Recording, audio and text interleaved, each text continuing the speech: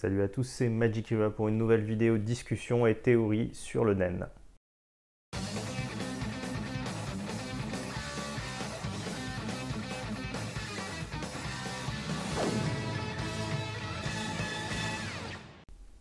Et aujourd'hui, je vais vous parler de plusieurs choses que j'aimerais voir un peu plus développées par Togashi dans le futur. C'est des choses, pour le moment, on est un peu en suspens, on attend de savoir plus. Et j'ai peut-être découvert le secret mystérieux du pouvoir, de la puissance, du NEN. Enfin voilà, je pense que c'est ce que je vais mettre en titre. Un titre un peu putaclic pour vous parler de quelque chose donc, qui sera à la fin, mais ce sera amené par mes discussions. Mais d'abord, je vais parler un petit peu de tout ce qui concerne Grid Island. Alors je pense que j'en avais discuté dans les chats de Twitter, mais en tout cas, voilà, je voulais parler un petit peu de Grid Island parce qu'il y a quand même des choses un peu bizarres. C'est comment ça a été conçu.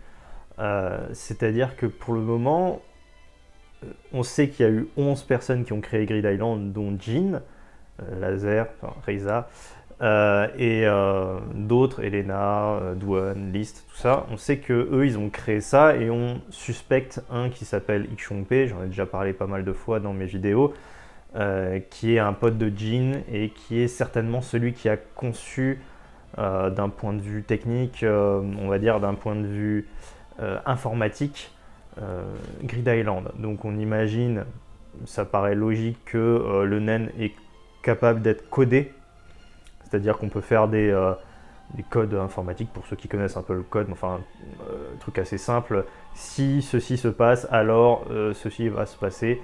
Après tu fais des listes de choses qui sont capables de se passer. Si un tel événement arrive, alors il va se passer ça.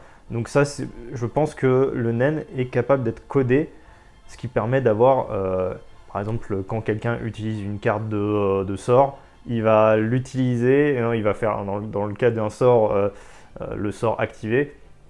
Et à ce moment-là, je pense que le code s'enclenche et du coup, va y avoir l'événement qui va se passer.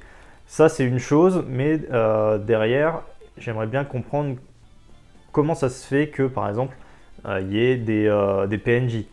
Est-ce que c'est des personnes réelles? Enfin, c'est quand même un peu chelou d'avoir des personnes réelles qui seraient manipulées à grande échelle, comme ça, des gens de tous les jours. Ou alors, ça pourrait être aussi un peu des prisonniers comme l'étaient les lasers, etc., qui seraient manipulés. Ou alors qui joueraient très bien la comédie. Mais enfin, on voit quand même qu'il y en a beaucoup qui sont pas capables de répondre aux questions.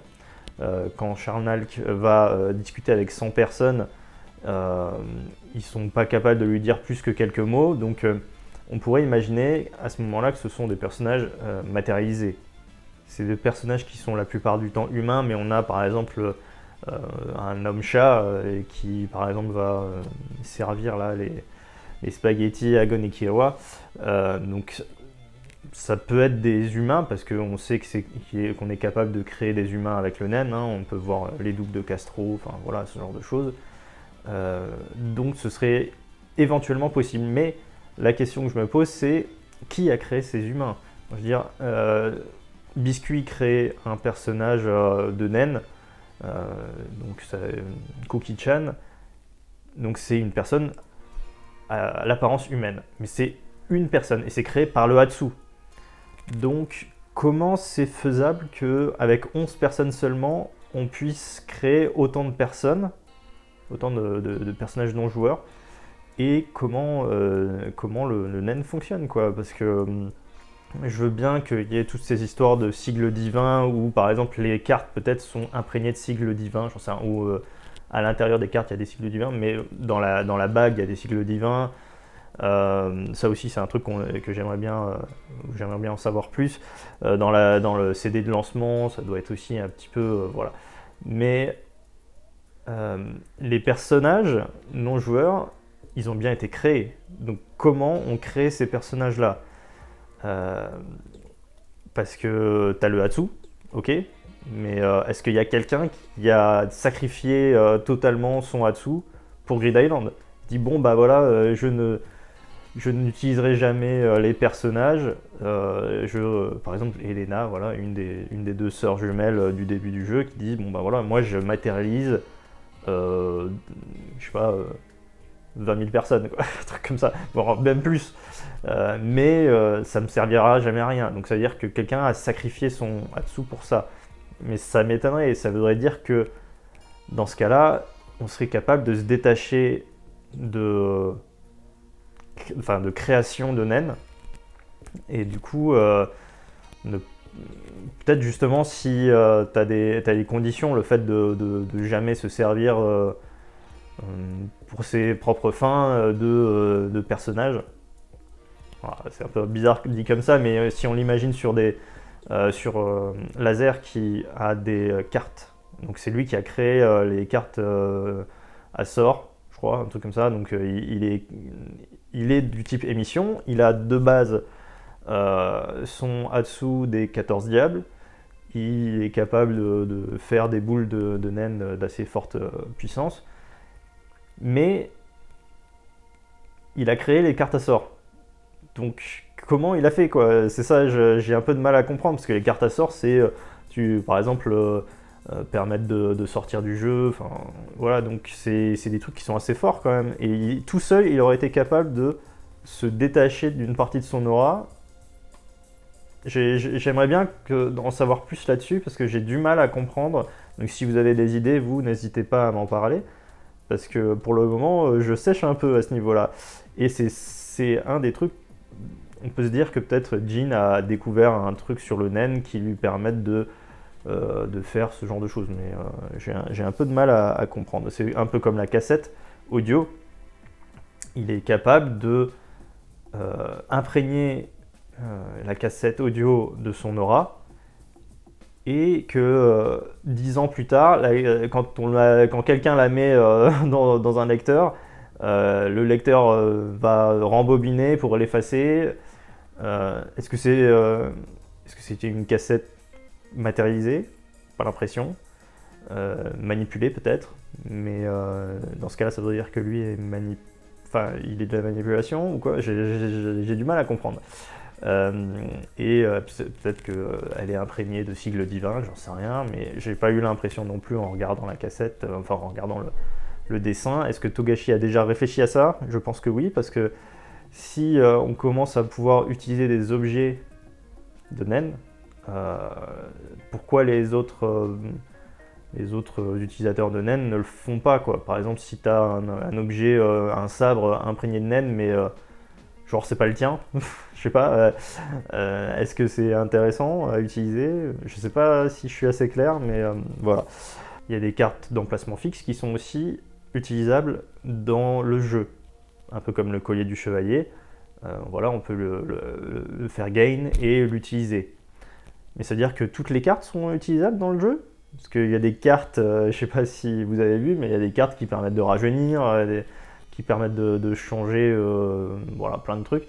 Parce qu'il y en a qui sont utilisés d'ailleurs dans le jeu. Hein. Par exemple, la 72, la machine de remodelage du professeur Fou, est utilisée par Sabu et Bara pour changer le visage de quelqu'un d'autre.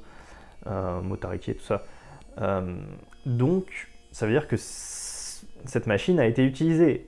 C'est-à-dire que potentiellement, les autres objets peuvent être aussi utilisés dans Grid Island. Alors après, peut-être que si tu sors du jeu en ayant utilisé ces objets, genre les objets de rajeunissement, peut-être que si tu sors du jeu, ça ne fonctionne pas. Mais bon, voilà. Ça veut dire que quand même, tu peux vivre très longtemps dans le jeu, pendant des centaines d'années, puisqu'à chaque fois que tu retrouves une carte, tu rajeunis, voilà, bon, par exemple, mais tout ça, c'est quelque chose que j'aimerais bien connaître. Comment Jin a créé Grid Island. Je sais pas si on le saura un jour, mais voilà. Et pareil, comment ça se fait que tu touches un objet, ça devient une carte. Mais genre n'importe quel objet, t'as des pierres, tu le touches, ça devient une carte. Mais bon, il y a des objets pour lesquels ça marche pas, genre tu vas pas toucher une barrière, ça va devenir une carte, quoi.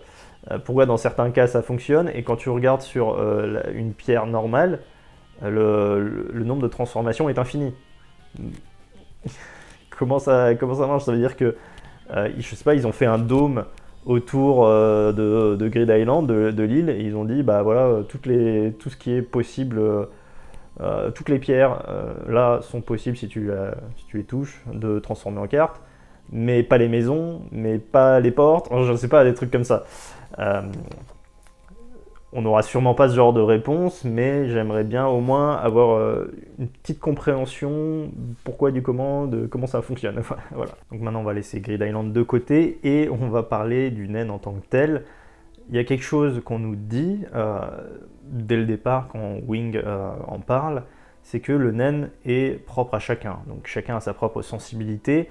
Si Hisoka a mis 2 ans pour avoir son propre Hatsu, peut-être que moi, si j'essaye de créer le même, je mettrai 10 ans ou même jamais y arriver. Chacun a sa propre sensibilité et j'ai l'impression que chacun a un genre de marqueur génétique ou un marqueur, comment je pourrais appeler ça, une signature qui permet de le reconnaître. Quand on a par exemple dans les derniers chapitres Arkenberg qui utilise son aura, il est très loin de Kurapika physiquement, donc il est à plusieurs dizaines de mètres, voire peut-être une centaine de mètres de là, à travers plusieurs murs, Kurapika arrive à le ressentir. Et il dit, il y a eu une explosion d'aura, qu'est-ce que c'est? En tout cas, ça me paraît pas être la bête de naine du troisième prince. Donc ça veut dire bien quelque chose. Alors il dit qu'il n'est pas sûr à 100%, à distance comme ça, mais que voilà, ce serait pas la bête de naine du troisième prince. Ce qui veut dire que quand Kurapika a vu la bête de naine du troisième prince, il a ressenti quelque chose de particulier, difficile à dire, un petit peu comme chaque personne a, je sais pas, une couleur d'yeux différente, voilà. Il a ressenti quelque chose qui fait qu'il sait ce que c'est que l'aura du troisième prince. Mais c'est super important et j'aimerais bien que Togashi développe ce truc-là parce que finalement, ça veut dire que, imagine t'es avec des alliés, tu sais exactement quelle aura ils ont, tu sais qui ils sont sans même les regarder. S'il y a un ennemi qui arrive, tu le sentiras parce que tu te diras ah mais c'est une aura que je connais pas. Même sans le voir quoi. C'est quand même un truc vachement important, mais peut-être que chacun n'arrive pas forcément non plus à déterminer ça. Peut-être qu'il n'y a que ceux qui sont vraiment bons en naine qui arrivent à ressentir ces petites variations d'aura entre une personne A et une personne B. Si Kurapika il regarde Gon, il ne sentira pas la même aura que Léolio par exemple, même sans les voir. Donc j'aimerais bien qu'on développe ça parce que je sais pas si... Enfin, c'est quand même vachement important quoi. Et ça me fait penser un peu à ce que j'avais dit, je crois, dans ma vidéo sur les Hatsu concernant le test de l'eau. Donc moi j'avais émis l'hypothèse que quand tu fais le test de l'eau sur un verre, bon, tu as forcément une variation suivant ton Hatsu dominant. Donc si tu es du renforcement, il va y avoir l'eau qui va jaillir. Par exemple, ceux qui sont de la transformation, quand ils font le test de l'eau, le goût va changer, mais le goût va changer du sucré au salé, à l'acide, enfin, ça dépend apparemment. En tout cas, pour le moment, on a vu dans le manga que Kiroa, mais dans les mangas, dans le one-shot, on a vu que le goût pouvait être acide pour Hisoka par exemple, et amer pour Moritonio. Donc ça pourrait être aussi en rapport avec ce marqueur, cette signature génétique, ou même ton mental au moment où tu fais ça. Ce qui permettrait aussi de connaître un peu le mental de la personne, rien qu'en regardant son test de l'eau.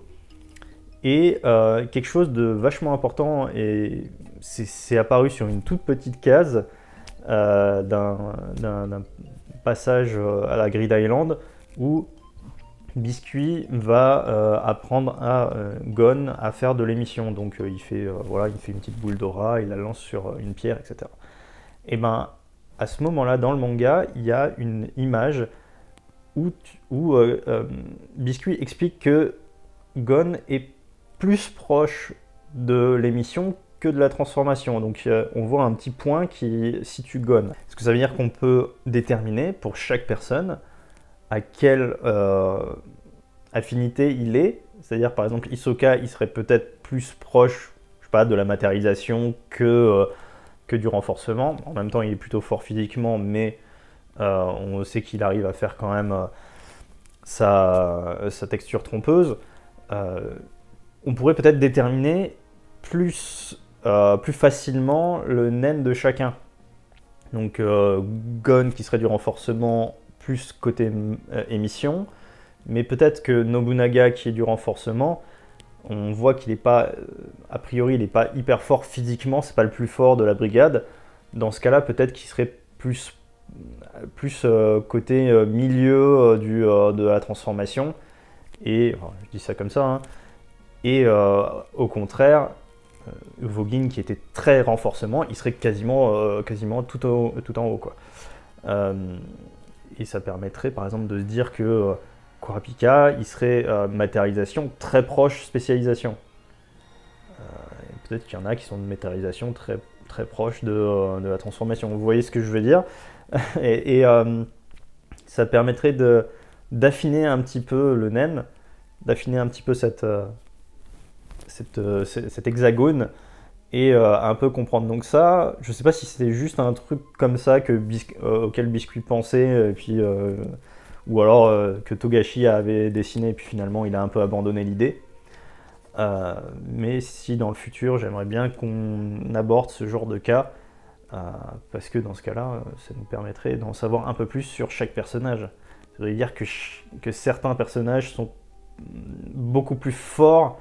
Par exemple en termes en transformation, peut-être que Machi est très côté renforcement et c'est pour ça que je crois qu'elle n'est pas si mauvaise que ça en bras de fer. Vous voyez ce que je veux dire.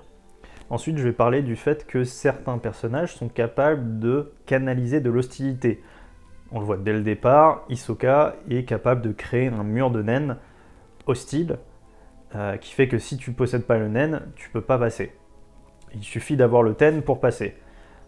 Et même que Wing peut canaliser de l'hostilité, donc il a réussi à envoyer de l'hostilité. Mais qu'est-ce que c'est l'hostilité? C'est ça que j'arrive pas à comprendre. Est-ce que c'est simplement du ren? Mais ils disent que c'est une sensation négative. Donc ça veut dire que c'est du nen négatif? Ou comment ça marche? J'aimerais bien savoir si c'est tout simplement du ren et tu rajoutes ton envie de meurtre, quoi, peut-être. Et ça, vraiment, c'est un truc que j'aimerais bien savoir, parce que Hirumi a l'air de pouvoir le faire, Killua aussi, Hisoka, Pito, voilà, ils auraient... Mais on nous explique pas vraiment ce que c'est, en fait. Est-ce que c'est tout simplement du ren avec voilà, de l'hostilité? Voilà, j'aimerais bien en savoir plus là-dessus. Sachant que Killua, quand il fait son Shippujinrai, il est capable de voilà, ressentir les variation hostile de l'aura, en gros, qui lui permet de réagir très rapidement. Donc ça veut dire que c'est bien quelque chose. Ça veut dire que dans l'aura, tu as l'aura neutre et l'aura, on va dire l'aura neutre et l'aura hostile. Parce que à un moment donné, quand Zeno crée son dragon pour amener Netero et Meruem très loin, eh ben, c'est écrit qu'il ne met aucune malice, aucune hostilité dans le dragon pour ne pas que Meruem attaque, en gros. C'est ça, c'est ce qu'ils veulent dire. Donc ça veut dire qu'il le crée un dragon de naine neutre. Donc ça veut bien dire quelque chose, que l'hostilité c'est quelque chose d'existant, et peut-être il y a différentes variations d'hostilité. Si tu fais neutre, ça veut dire que bah, voilà, tu risques pas de blesser l'autre.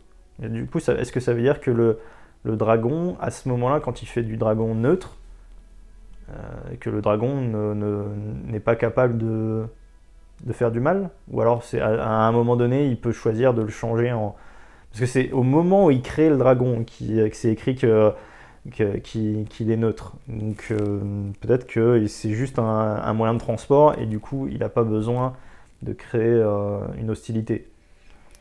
Encore une fois, c'est quelque chose, si vous avez des idées, dites-moi, mais j'aimerais bien en savoir plus sur comment le fonctionnement, est-ce qu'il y a du bon, neutre, hostile, une variation de naine comme ça. Je sais pas.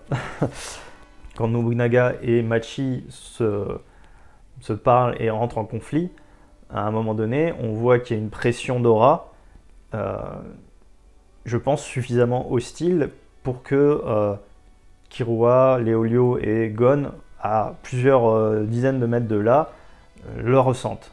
Mais alors ça veut dire que seulement à ce moment-là, les utilisateurs de Nen peuvent le ressentir. Alors que la barrière de Nen que fait Hisoka, c'est pour interdire les humains normaux d'avancer. Du coup, ce serait quelque chose de différent de ce qu'a fait du conflit de Nen qu'il y a eu entre Nobunaga et Machi. Alors peut-être que c'est juste tous les deux, ils ont créé du Ren en même temps, ils sont explosés pour faire exploser le Nen, et là, ça s'est ressenti très loin. Mais si c'est un genre de Nen hostile, ça aurait dû inclure tous les gens qui se trouvaient autour. Et les gens auraient peur, etc. Alors qu'en fait, ils n'ont pas eu peur du tout. Donc je sais pas, encore une fois, c'est un truc qui me paraît étonnant. Pareil, à un moment donné, Killua, donc là ça rejoint avec ce que j'avais dit avant, Killua va ressentir l'aura hostile de Hirumi. Hirumi, quand il parle avec Hisoka, il s'énerve, et donc c'est sur la montagne là, et tout de suite, Killua se retourne et il dit mais ça c'est l'aura, l'envie meurtrière, l'aura de Hirumi. Donc ça veut dire qu'il la reconnaît tout de suite. Pourquoi, par exemple, si c'était une aura de quelqu'un d'autre qui serait aussi forte que celle d'Hirumi, aussi hostile, est-ce qu'il aurait reconnu que c'était pas Hirumi? Donc ça veut dire qu'il y aurait bien cette histoire de marqueur génétique, marqueur qui permet de savoir, non, pas marqueur génétique, enfin aux signatures de Nen, qui permet de savoir qui est autour de toi ou qui utilise du Nen hostile, enfin de très loin. Et maintenant, je vais vous parler de la dernière partie de cette vidéo qui concerne le secret de la puissance du Nen. C'est une partie qui va parler du Nen et des émotions.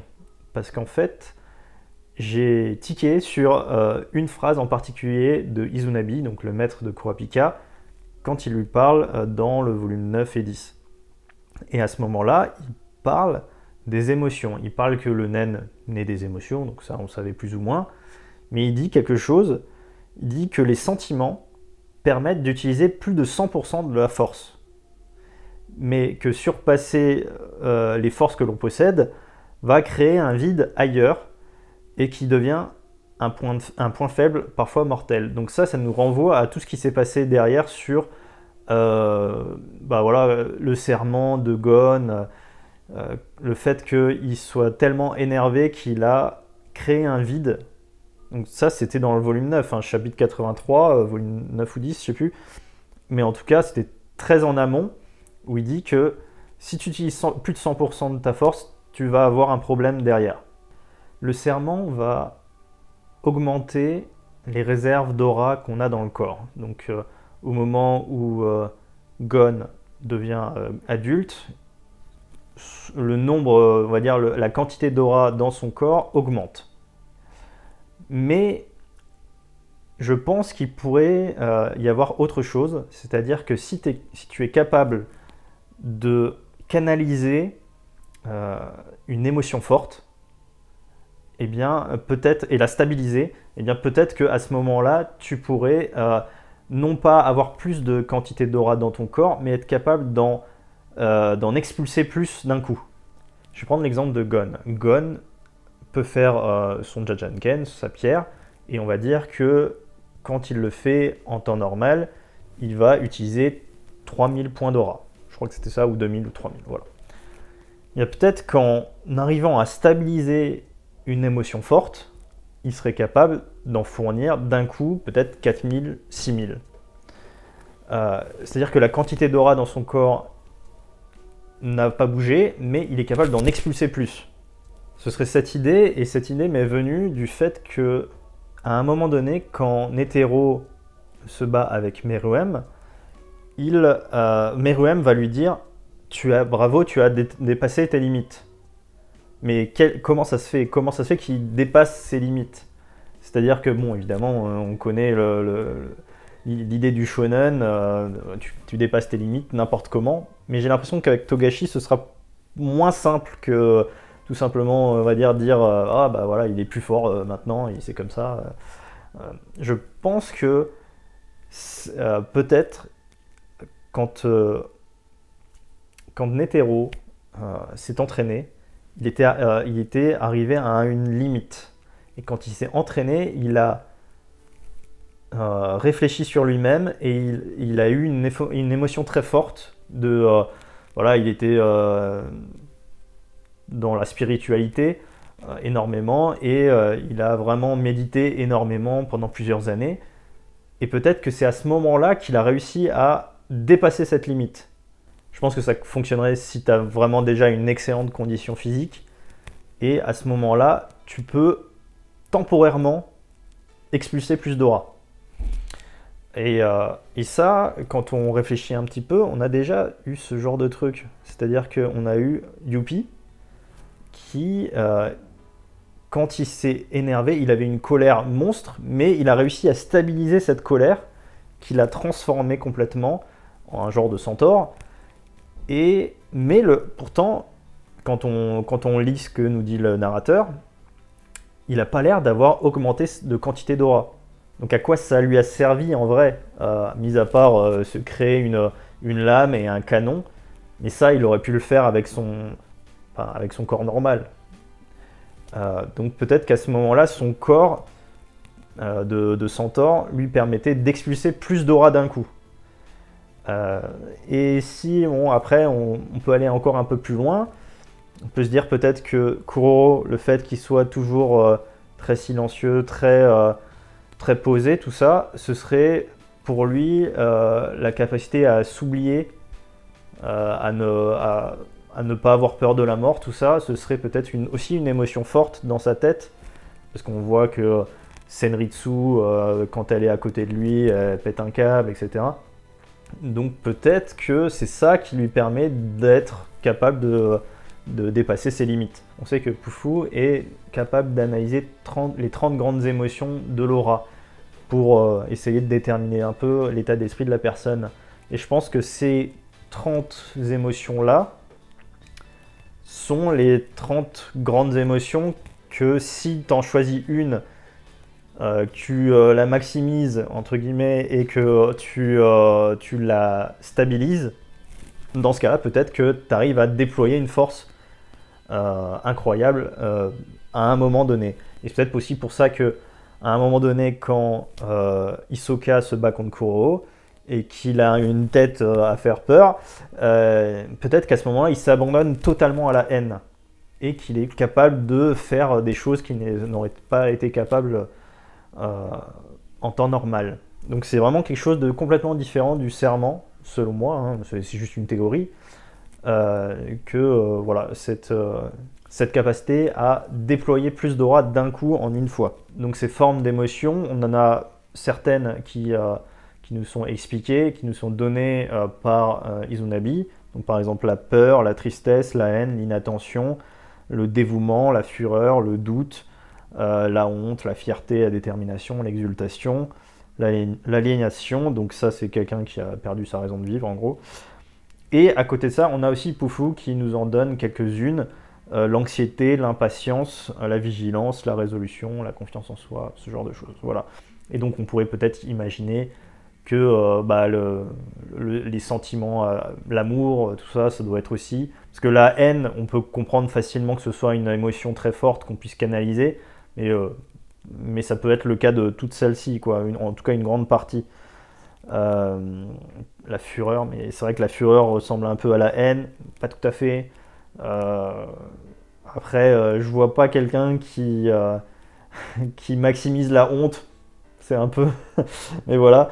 Euh, Par contre, je me disais que peut-être, et là, ce serait du foreshadowing, comme les gens aiment bien le dire, qu'en fait, Jin,